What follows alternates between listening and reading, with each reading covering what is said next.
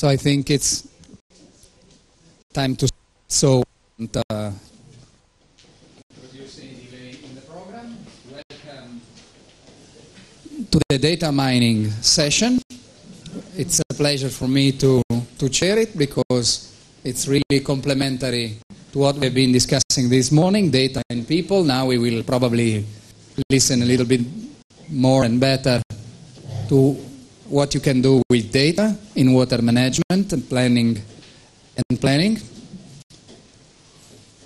So we can start with, without further ado, the first talk will be by Professor Kang Kim. He's already with us. He's from the Busan National University in Korea. He has been working for more than 25 years on wastewater treatment, process modeling and control. And last year in September he hosted the International Water Association World Water Congress as a Congress president, so a very relevant person we have today to start this session. Nowadays he's doing research about the future city, which is revolving around various water-related threats, and his research focus is on intelligent decision support system for city water management. The presentation he will give us today is about successful trials for making decision support tools generated from the research group of the professor. So welcome, Professor Kang Kim, and please give us your... Thank you, Chairman. Good morning, everyone. Well, this morning I want to talk about knowledge extraction from the wastewater treatment plants using the very simple various data mining techniques. Well, when we're talking about the knowledge in the wastewater treatment plant, we might think about two kinds of the knowledge. The first one, well, many operators have their own experience on the treatment operation based on the database information or based on their own experience. So with those informations, they decide why the bad effluent we got right now, or the why bad reactor is running in this way. So we might call that as intrinsic knowledge. And the second type,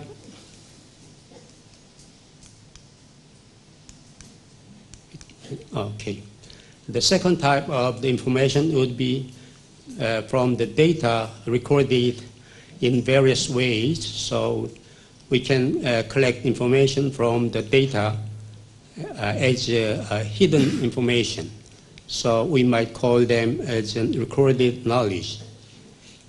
So when we want to try to run the operation of the wastewater treatment plants, we should get those information from those databases, not only the experience, but also the database itself. So how we can extract knowledge from the data? Well, some of you who are aware about the data mining already, there are so many ways to use those techniques for extracting the knowledge from the data. As you see here,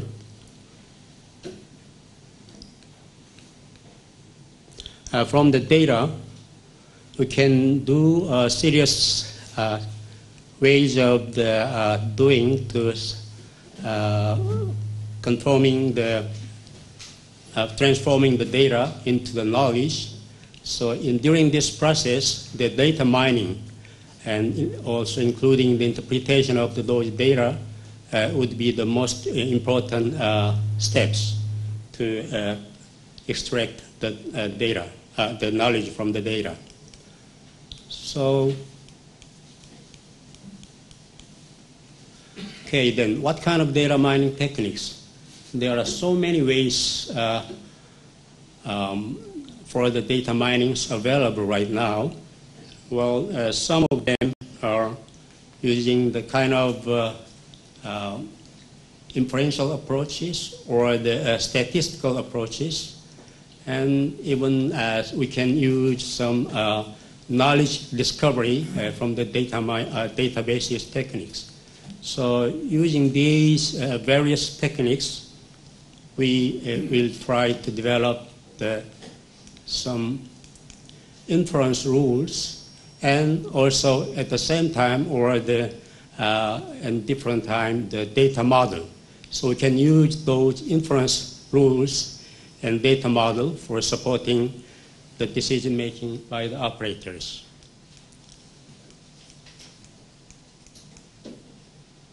So we proposed this development tool for, we call that a data mining roadmap.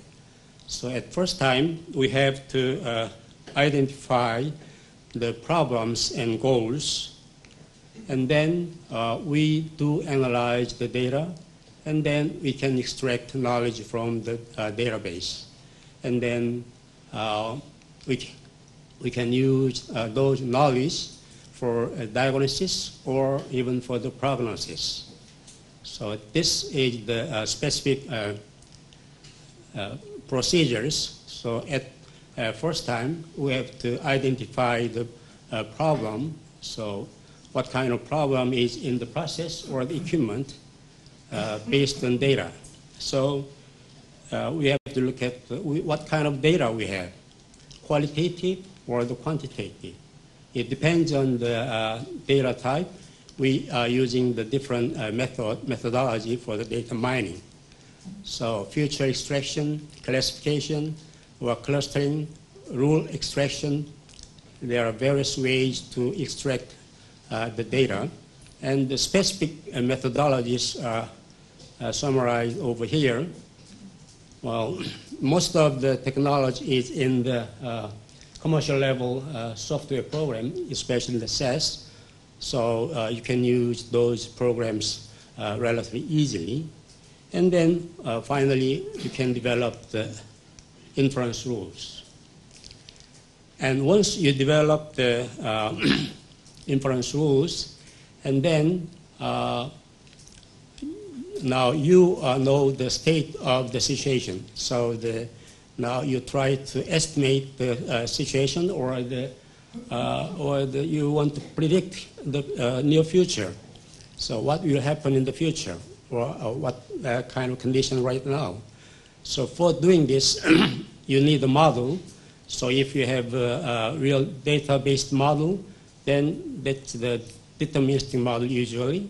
So you can do that model right away. Or if you don't have the model, and you need to look at the situation or the data type, if it is a qualitative or the quantitative model.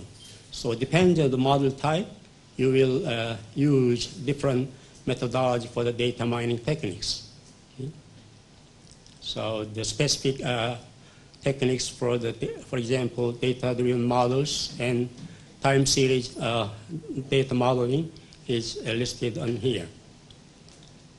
So through this process, you can develop the inference model first, and then data model, and then you can use those two knowledges for supporting decision making by the operators. I will give you 3 examples how we can use this data mining roadmap.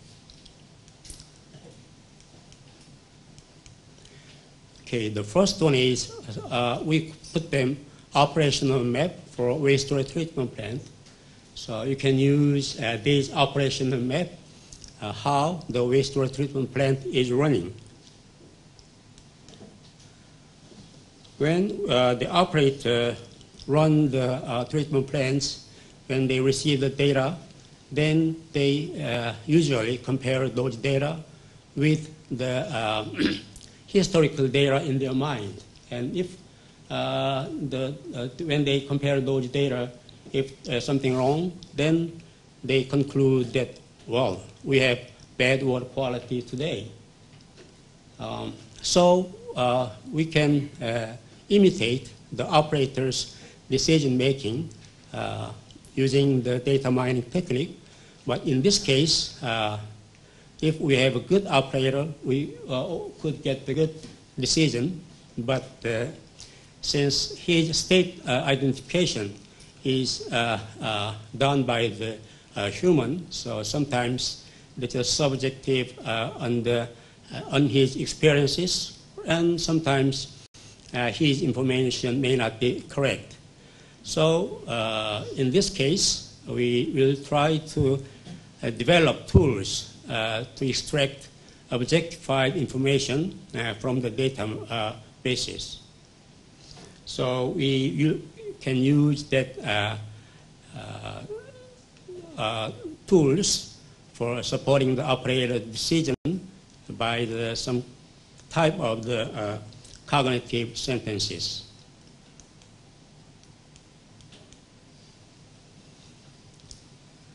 Okay, so we try to develop so-called operational map through this process. First of all, we collect data. We use about 2 years data, and then we analyze those data based on pattern extraction as well as the dimension reduction using the principal component analysis. Well, this is a very simple analysis technique.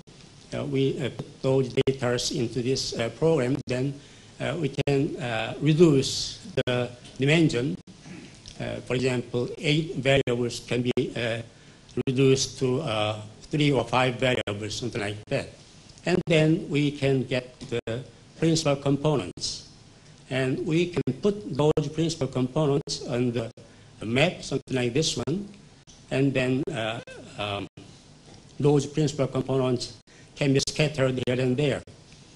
And then next time we can use so-called K-means clustering, and those principal components can be classified about 3 to 5 groups depending on the operating conditions. So in this case, we classify those principal components 3 groups. So group 1 has this condition, and group 2 has this condition, and group 3 has this condition.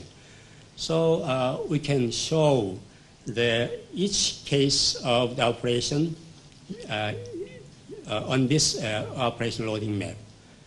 And then to utilize this operation map, we develop a so-called discriminant function. Sorry. Can I go back? It seems to be working. By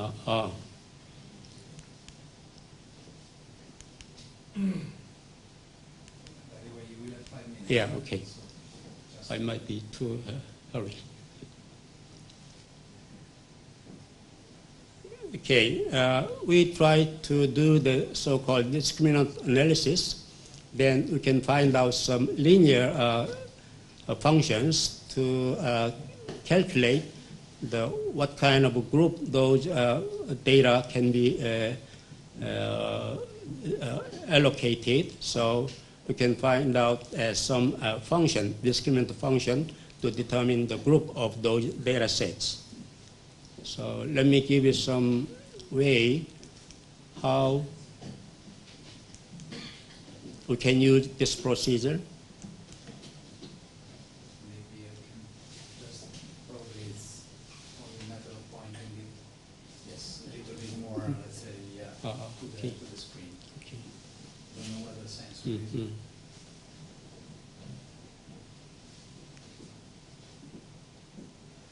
No, it's too sensitive. Okay. How we can use that operational map? First of all, we need to set up the operational map based on previous data, and then once we receive the new data, we calculate the principal components, and then we can those principal components put on this operational map.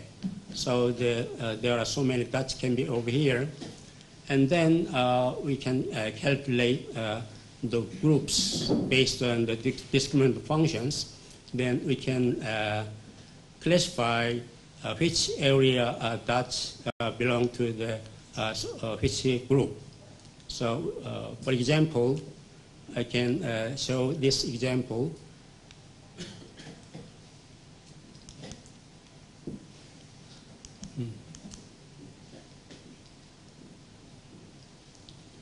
I used about 24 data at the Busan wastewater treatment plant in Korea, and I analyzed those data using the discriminative function, and I put on the operational map, which was developed with the previous data.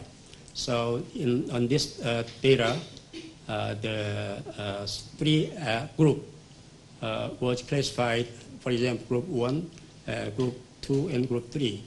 And then when I put those analyzed new data, they are showing something like this. They are moving from here to here. So we can see, based on these analysis, how the plant is operating from this condition to this condition. So we can trace the operating status continuously, and if the condition becomes bad case, still in the bad in this case, and then we do something for correction of the operation, and then we can change from the bad to good condition. So we can monitoring the operating status continuously, and then we can correct those operations. That's the first case. And the second one is... we have only a couple of minutes if you want okay. Question, huh? Yep. I'll give you a short at this. Automation of the coagulation cases. In the water treatment plants, we add some coagulants, and then we need to, how much we're going to put in there. So we need to decide which one and how much. So we are trying to use those two techniques, for example, decision tree and the neural network, and then following through this process, we can develop the inference rule and the data model also.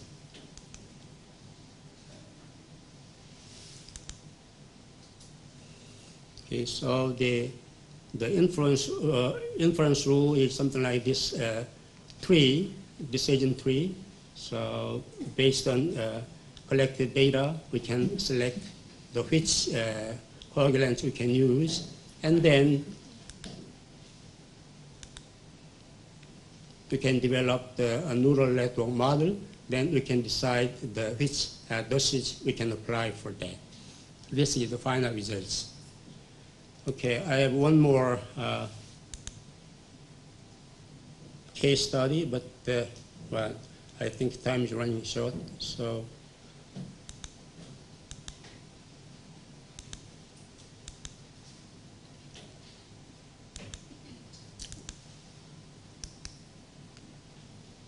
In summary, to apply for this data mining technique for the wastewater treatment operation, we need to define our goal first, and then we try to find out the types of the knowledge, and then a meaningful data set. And then we need to find out the proper methodology. Then we can use those methodology to develop the robust algorithm. Okay, thank you for your attention. Thank you very much. So I think we have time for one short question. Anybody in the audience is curious about any aspect of the presentation? Otherwise, I have one. Data mining is not infallible as well, especially when you do principal dimension reduction. You can simplify out an essential aspect of the problem. What was, and also you said that on one side, human judgment in operating the plant is not reproducible and the like. What was your experience in comparing human judgment as embedded in the operators and the kind of feedback that data mining, let's say, decision support that the data mining technique would propose? Well, in those three cases, we applied on that field already. And as long as we have a good operator, his decision is almost very similar to our data mining techniques results. So if you have a good operator, that's okay. Even you don't need the data mining. But in many other cases, we are led of the good operator, and then the data mining technique will help us in that case. Kind of endorsement, yes, that's right. Thank you very much. Okay, thank you.